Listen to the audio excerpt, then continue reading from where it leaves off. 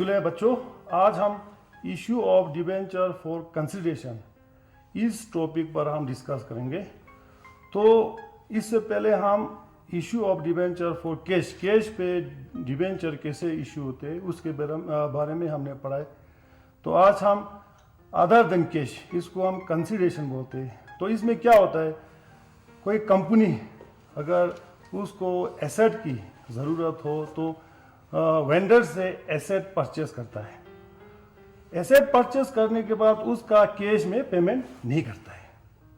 तो इस सूरत में कंपनी के पास एक ऑप्शन होता है कि डिबेंचर इशू करके, है कि नहीं, वेंडर से, जिससे हम एसेट परचेस कर रहे हैं उसको क्या बोलते हैं, वेंडर से एसेट परचेस करेंगे और रिटर्न में उसको डिबेंचर इशू करेंगे।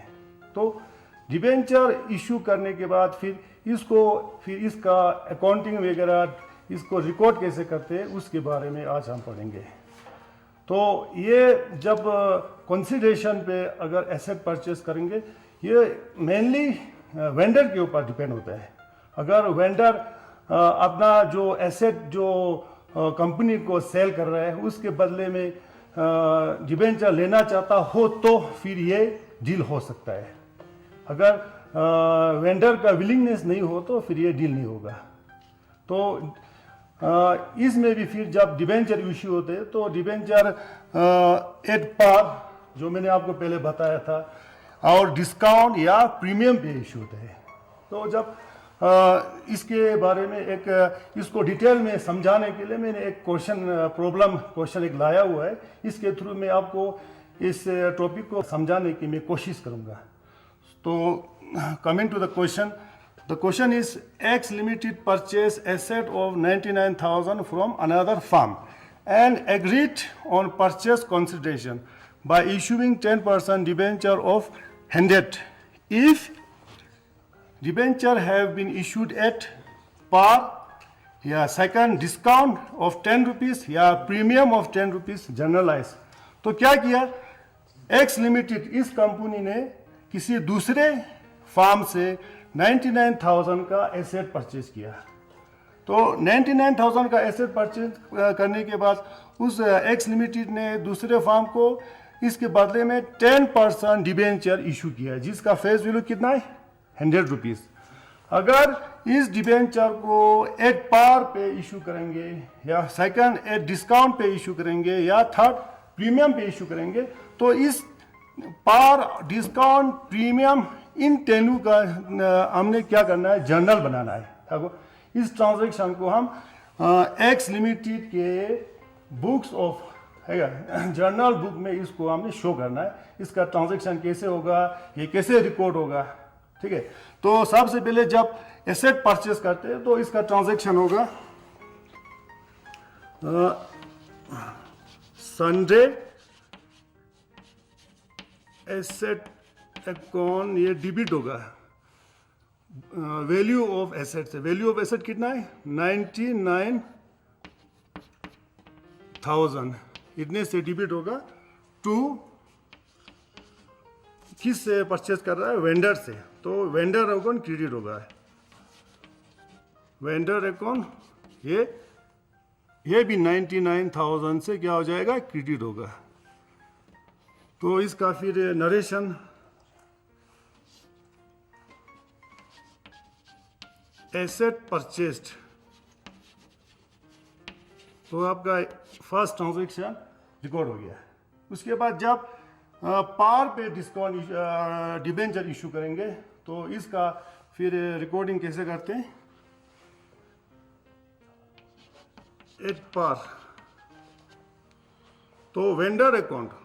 इसके बाद क्या होगा, जब डिबेंचर को इशू करेंगे तो वेंडर अकाउंट क्या हो जाएगा, यहाँ पर क्या हो रहा है, क्रेडिट हो रहा है। इसके बाद डिबेंचर इशू करने के बाद ये क्या हो जाएगा, क्रेडिट डिबिट हो जाएगा। तो वेंडर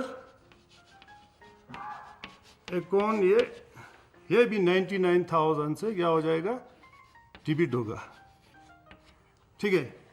उसके बाद हम वेंडर को डिबेंचर इशू करेंगे, 10% डिबेंचर, ठीक है। तो जब डिबेंचर इशू करेंगे तो इसका फिर ये डिबिट हो जाएगा टू 10% डिबेंचर अकाउंट, ये भी 99,000 से क्रेडिट होगा। तो अगर पार पे डिबेंचर इशू करेंगे तो वेंडर को कितना डिबेंचर इशू करना पड़ेगा, तो इसका हम कैलकुलेशन करते। तो 99,000 अगर पार पे इशू करेंगे तो इशू प्राइस होगा ₹100। तो इस सिचुएशन में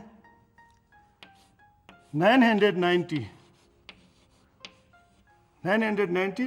एक्स लिमिटेड को 990 डिबेंचर इशू करना पड़ेगा वेंडर को। तो इसका इसका फिर नरेशन लिखना होगा, इशूड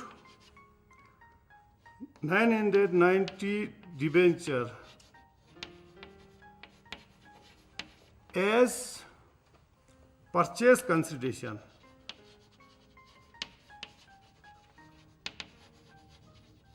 किसको क्या बोलते हैं हम? परचेज कंसिडरेशन बोलते हैं, है कि नहीं। एसेट परचेज करने के बाद उसके रिटर्न में हम डिबेंचर इशू करेंगे, उसको परचेज कंसिडरेशन बोलते हैं।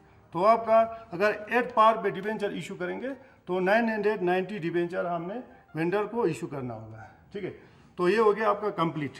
तो उसके बाद अगर एट डिस्काउंट पे, डिस्काउंट पर डिबेंचर ₹10 है कि नहीं, एक डिबेंचर पर 10 रुपया डिस्काउंट करके हम डिबेंचर को इशू करेंगे, तो उसका फिर रिकॉर्डिंग होगा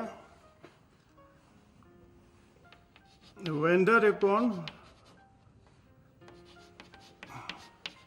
ये 99,000 से ये डिबिट होगा, ठीक है। तो उसके बाद जब डिबेंचर को हम डिस्काउंट पे इशू करेंगे, जितना डिस्काउंट का अमाउंट बनेगा वो loss on issue on debenture में जाएगा। तो loss on issue of debenture account में ये क्या हो जाएगा, ये भी डिबिट हो जाएगा टू 10% डिबेंचर अकाउंट, ये क्रेडिट होगा। तो सबसे पहले हम अगर डिस्काउंट पे डिबेंचर इशू करेंगे तो वेंडर को कितना डिबेंचर इशू करना पड़ेगा, उसको हम इसका कैलकुलेशन करते। तो 99,000 डिवाइडेड बाय 90 क्या होगा, इशू प्राइस। 90 रुपीज़ पे हम डिबेंचर इशू कर रहा है, तो इसका 0 कट, 9 1 0 0। तो in this case the company has to issue 1,100 debenture to vendor. Discount debenture account में कितना जाएगा, 1,100 इंटू 100, क्योंकि डिबेंचर का फेस वैल्यू ₹100 है। तो 11,000,000 आई थिंक 1,10,000।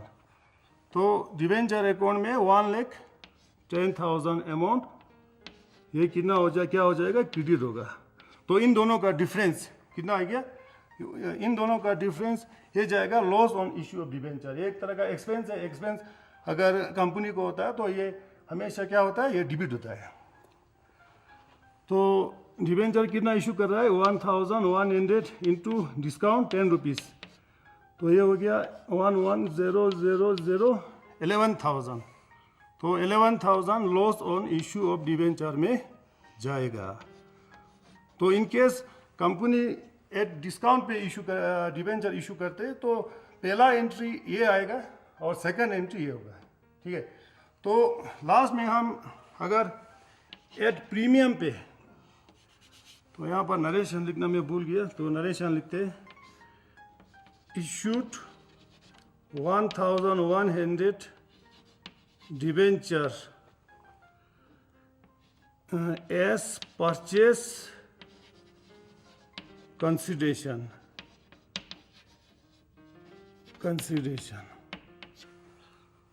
अच्छा, इसके बाद अगर एट प्रीमियम पे डिबेंचर इशू करेंगे, प्रीमियम मीन्स एक्सिस अमाउंट लेके, है कि डिबेंचर का वैल्यू 100 है, हम डिबेंचर को 110 रुपीज़ पे हम सेल कर रहा है। तो इस सिचुएशन में फिर इसका फिर एंट्री कैसा होगा, इसको हम कैसे रिकॉर्ड करेंगे, तो आप इसको देख लीजिए। तो सबसे पहले वेंडर अकाउंट, ये फिर ये भी 9,900 से 99,000 से डिबिट होगा, ठीक है। तो इसके बाद 10% डिबेंचर अकाउंट ये क्रेडिट होगा। साथ ही साथ फिर जितना पर डिबेंचर हम ज़्यादा पैसा चार्ज कर रहे हैं वो जाएगा सिक्योरिटी प्रीमियम अकाउंट में। तो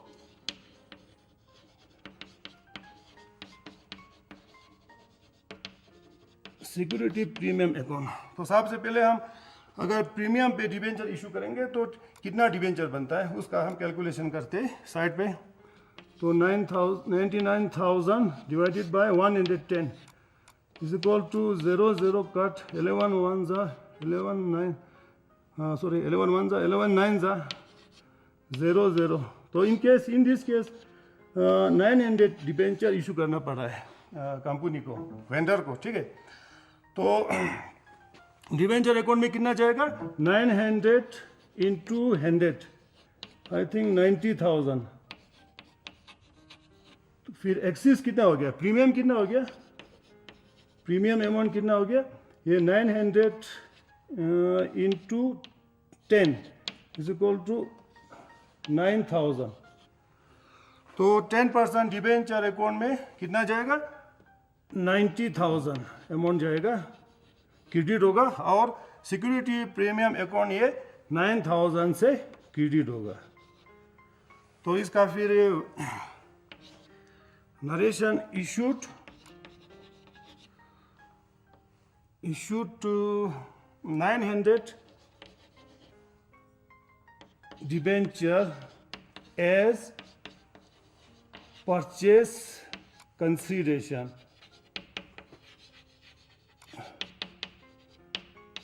तो इन केस ऐसा कोई सिचुएशन आता है तो इसको आपने ऐसे रिकॉर्ड करना है। तो मेरा नेक्स्ट टॉपिक है over subscription. The axis of application debenture over offer debenture is called over subscription. तो ओवर सब्सक्रिप्शन में क्या होता है, एप्लाइड डिबेंचर एक्सिस होता है, ज़्यादा होता है किससे, ऑफर डिबेंचर से। तो इस चीज़ को हम एक प्रैक्टिकल क्वेश्चन द्वारा मैं आपको समझाने की कोशिश करूंगा। तो the question is X limited issue 10% debenture of 100 rupees payable 40 on application and 60 on allotment. The public applied for 12,000 debenture, application for 10,000 debenture we are accepted and 2,000 application we are rejected generalized. So the question says question ये कह रहा है कि x limited company के पास 10,000 debenture है और वो ये डिबेंचर वो क्या कर रहा है, ऑफर कर रहा है पब्लिक को लेने के लिए। तो उसके रिलेटेड कंपनी क्या कर रहा है, एडवर्टाइजमेंट निकालता है, प्रोस्पेक्टस इशू करता है और उस एडवर्टाइजमेंट को देख के कंपनी को कितना एप्लीकेशन मनी रिसीव होता है डिबेंचर के लिए 12,000 डिबेंचर एप्लीकेशन रिसीव होता है और साथ ही साथ मनी भी रिसीव होता है। तो कंपनी 12,000 डिबेंचर तो इशू नहीं कर सकता है क्योंकि उसके पास 10,000 डिबेंचर है ना। तो इस केस में कंपनी क्या करेंगे, जो एप्लीकेशन जो पहले आया है उसको एक्सेप्ट करेंगे, जो लेट आया है, जो बाद में आया उसको क्या करेंगे, रिजेक्ट करेंगे। तो इस केस में कंपनी 10,000 डिबेंचर एक्सेप्ट कर रहा है कि नहीं, और 2,000 डिबेंचर का एप्लीकेशन रिजेक्ट करेगा और साथ ही साथ उनको 2,000 डिबेंचर का एप्लीकेशन मनी भी बैंक के थ्रू रिफंड करेगा। तो हमने इस सिचुएशन में फिर इसको कैसे रिकॉर्ड करना है बुक्स में, अगर ओवर सब्सक्रिप्शन होता है कि नहीं होता है, फिर उसको रिकॉर्डिंग वगैरह करना पड़ता है, उसको फिर उसका रिफंड भी देना पड़ता है। तो उसका ट्रांजैक्शन वगैरह रिकॉर्डिंग वगैरह कैसे होते हैं हम उसको आज करेंगे इस टॉपिक में, ठीक है। तो सबसे पहले जब 12,000 डिबेंचर का एप्लीकेशन मनी रिसीव होगा तो उसका फिर जनरल एंट्री बनेगा, बैंक अकाउंट डिबिट होगा टू 10% डिबेंचर एप्लीकेशन अकाउंट। तो कितना बन गया, एप्लीकेशन मनी कितना है 40 रुपीज़ पर डिबेंचर। तो 12,000 इंटू 40 48 0000000 4,80,000, ये हो गया 4,80,000, ये भी 4,80,000 से ये क्या हो जाएगा, क्रेडिट होगा। तो कंपनी क्या करेंगे इसके बाद, 10,000 डिबेंचर का एप्लीकेशन मनी डिबेंचर अकाउंट में ट्रांसफर करेंगे और 2,000 डिबेंचर का को रिफंड करेंगे, क्योंकि हमने 2,000 डिबेंचर हमने क्या किया, रिजेक्ट किया है। तो इसका फिर एंट्री होगा रिजेक्ट 10% डिबेंचर अकाउंट, ये डिबिट होगा 4,80,000 से, और डिबेंचर एप्लीकेशन और 10% डिबेंचर अकाउंट ये क्रेडिट होगा, और बैंक अकाउंट भी क्रेडिट होगा, बैंक अकाउंट, क्योंकि हम रिफंड कर रहे हैं ना, तो यहाँ पर मैं रिफंड लिख देता हूँ। तो 10,000 डिबेंचर को हम एक्सेप्ट कर रहा है, तो इसका एप्लीकेशन मनी 40 पर डिबेंचर मीन्स 4,000,000,000 ये हो गया 4 लाख। तो 10% डिबेंचर अकाउंट में 4 लाख जाएगा, और बैंक के थ्रू हम रिफंड कितना करेंगे, 2,000 डिबेंचर इंटू 40,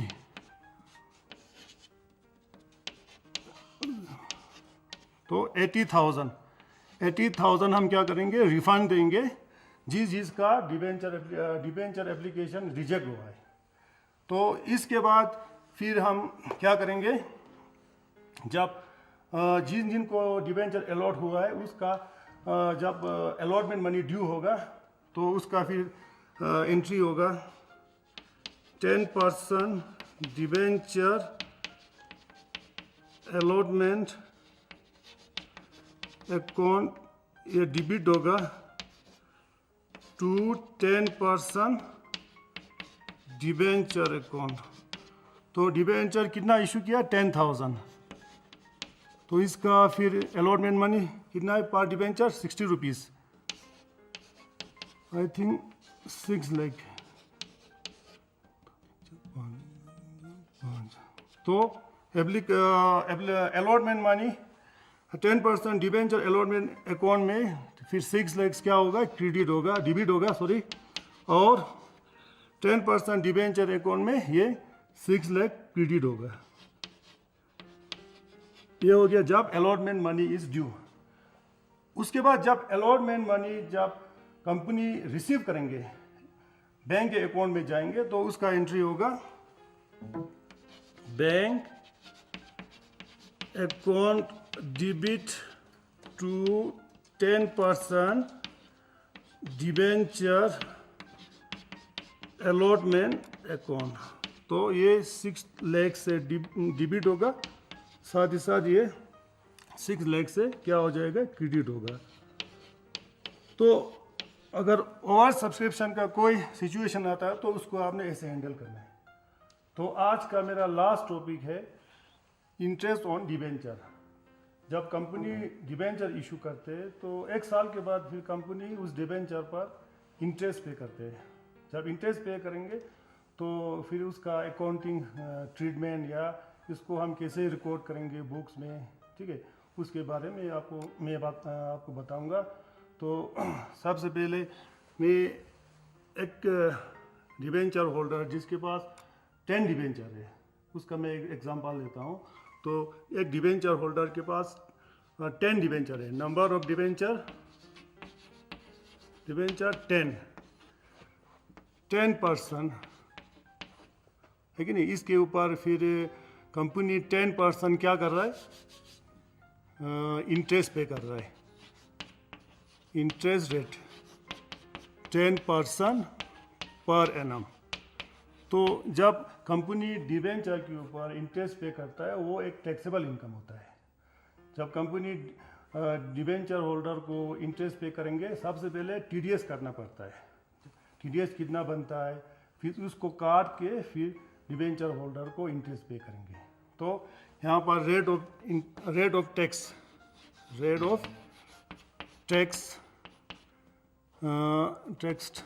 10% है। और फेस वैल्यू ऑफ डिबेंचर, एक डिबेंचर का फेस वैल्यू कितना है? Face value ₹100। तो सबसे पहले हम 10 डिबेंचर पर कितना इंटरेस्ट ड्यू होता है, कितना बनता है, उसको हम फाइंड आउट करेंगे। Interest due on debenture is equal to per debenture face value कितना है? ₹100 इंटू 10% हो गया 10/100। तो डिबेंचर होल्डर के पास कितना डिबेंचर है? 10 डिबेंचर, तो मल्टीप्लाई बाय 100, तो ये आ गया 0000 कट। सो ये हो गया 10 10 100, ठीक है। तो कंपनी को 10 डिबेंचर पर ₹100 ऐसे इंटरेस्ट पे करना होगा, ठीक है। अब इस इंटरेस्ट में से फिर सबसे पहले TDS कितना बनता है, टैक्स है कि नहीं, जो गवर्नमेंट अथॉरिटी को डिपॉजिट करना पड़ता है, ये एक मैंडेटरी है, इसको हम फाइंड आउट करेंगे। Tax on debenture, tax on interest, ये हो गया, इंटरेस्ट बन रहा है ₹100, इसका 10% हो गया 10/100, 0000 काट, ये हो गया ₹10। टैक्स काटने के बाद फिर डिबेंचर होल्डर को कितना इंटरेस्ट मिलेंगे? डिबेंचर होल्डर गेट इंटरेस्ट बन रहा है ₹100, उसमें से TDS काट ₹10 अगर हम इसको डिडक्ट करेंगे तो ₹90। तो डिबेंचर होल्डर को अपने इन्वेस्टमेंट पर 1 साल के बाद ₹90 मिलेगा। वैसे तो ₹100 मिल रहा है, मगर इसमें से ₹10 ऐसे TDS काटना पड़ रहा है। ये TDS काट के फिर कंपनी ₹90 पे करेंगे। तो इसका फिर अकाउंटिंग ट्रीटमेंट हम कैसे होता है उसको हम देखते हैं। तो सबसे पहले जब इंटरेस्ट ड्यू हो जाएगा तो इंटरेस्ट ऑन डिबेंचर अकाउंट ये होगा डिबिट, कितने से? ₹100 से, ठीक है। टू डिबेंचर होल्डर अकाउंट ये ₹90 से क्रेडिट होगा, क्योंकि डिबेंचर होल्डर को अपने इन्वेस्टमेंट पर ₹90 मिल रहा है ना, तो ये ₹90 से क्रेडिट होगा। और टैक्स पेएबल अकाउंट, जितना TDS बन रहा है उसको हम कहाँ पर हम क्रेडिट करेंगे? टैक्स पेएबल अकाउंट में हम इसको क्रेडिट करेंगे। तो ये हो गया मैच 100, 90 + 10 100। उसके बाद जब कंपनी डिबेंचर होल्डर को इंटरेस्ट पे करेंगे बैंक के थ्रू, है कि नहीं, तो उसका फिर एक एंट्री होगा। फिर जब इंटरेस्ट पे करेंगे तो डिबेंचर होल्डर अकाउंट ये क्या हो जाएगा? यहाँ पर क्रेडिट हो रहा है, उसके बाद डेबिट हो जाएगा। तो डिबेंचर होल्डर अकाउंट डेबिट होगा ₹90 से to bank account. Bank account क्यों क्रेडिट हो रहा है? क्योंकि कंपनी इंटरेस्ट को बैंक के थ्रू पे कर रहा है, इसीलिए ये क्या हो रहा है? क्रेडिट हो रहा है। तो ये ₹90 से क्रेडिट हो गया।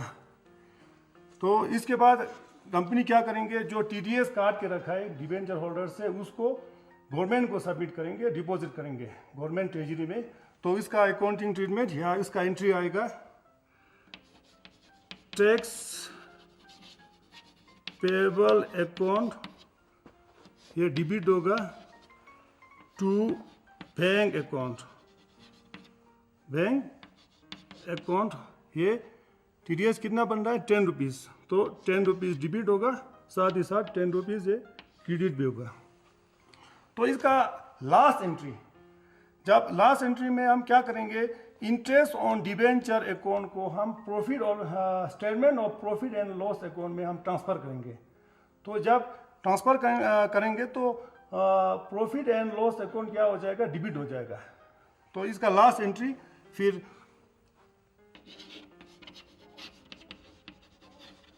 स्टेटमेंट ऑफ P&L, इसको प्रॉफिट एंड लॉस अकाउंट बोलते हैं। P&L अकाउंट ये डिबिट होगा to interest on debenture account, यहाँ पर क्या हो रहा है, डिबिट हो रहा है। जब हम इसको इस statement of profit and loss account में हम ट्रांसफर करेंगे तो ये क्या हो जाएगा, ये क्रेडिट होगा। इंटरेस्ट ऑन डिबेंचर अकाउंट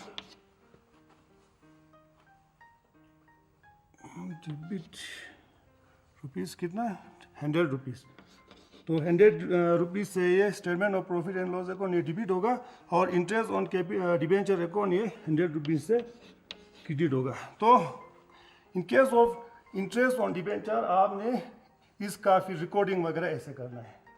तो आज हमने सबसे पहले जब डिबेंचर कंसिडरेशन पे अदर देन कैश पे इशू होता है उसको हमने पढ़ा। उसके बाद हम ओवर सब्सक्रिप्शन इसको भी हमने किया। तो लास्ट में हमने इंटरेस्ट ऑन डिबेंचर भी किया।